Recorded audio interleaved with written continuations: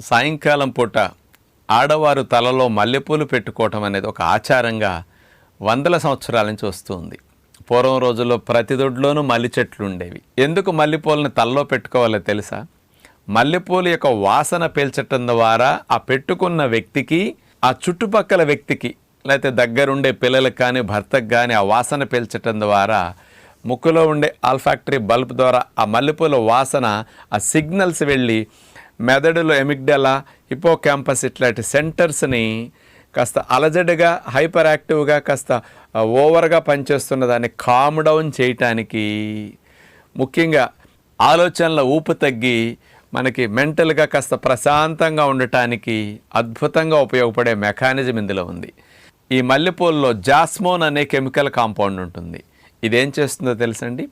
dopamine అనే happy హార్మోన్ని, serotonin అనే happy hormone production